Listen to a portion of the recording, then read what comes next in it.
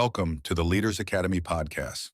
Today's episode, Brand Equity in the Age of Fragmentation, Why Most CMOs Are Measuring the Wrong Thing.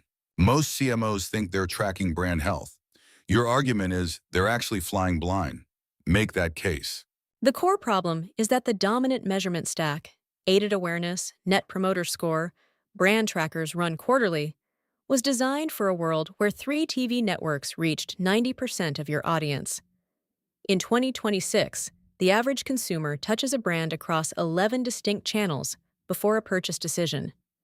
A quarterly tracker samples a fraction of those moments and smooths everything into a number that feels stable while the underlying reality is fracturing. So what's actually breaking down? Give me a specific failure mode. Take a major auto brand. I'll use Ford as a public example.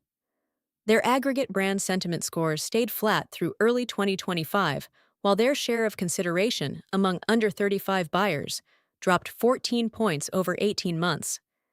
The tracker missed it because it was measuring familiarity, not relevance in context. By the time the quarterly numbers showed a blip, they'd lost a product cycle's worth of conquest opportunity. What are the sophisticated players measuring instead? 3 things. First, contextual salience. Not just do you know this brand, but did this brand come to mind when you were actually in a buying moment? Second, earned share of attention across earned, owned, and paid simultaneously, not in separate silos. Third, what I call brand momentum, the velocity of association change, not just the static score. Brands like Duolingo and Notion monitor association shifts weekly using natural language processing across social, search intent data, and customer support transcripts combined. That sounds like a significant data infrastructure investment. What's the build versus buy calculus right now? Most companies should not build this from scratch in 2026.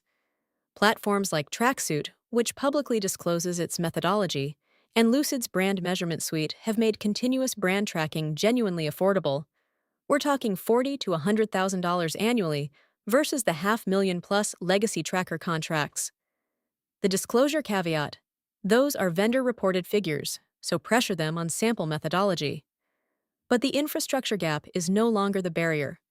The barrier is organizational. CMOs who report to a CFO still reach for a single KPI because it's defensible in a board deck. That organizational point is sharp. How do you change the internal conversation? You tie brand metrics directly to a financial model. If you can show your CFO that a 10-point drop in contextual salience among your core segment predicts a 3% revenue shortfall 8 months forward, you've transformed brand from a cost of culture conversation into a leading indicator dashboard.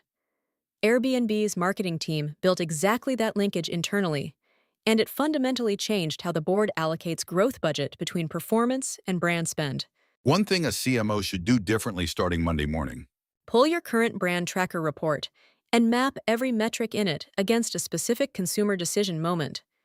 If you can't draw that line, you're not measuring brand equity, you're measuring brand comfort, and that will not protect you when the market shifts.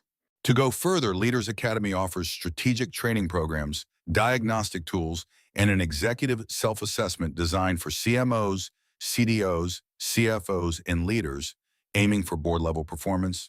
Explore everything at mba-training.com. Thank you for listening to the Leaders Academy podcast. See you tomorrow for another episode.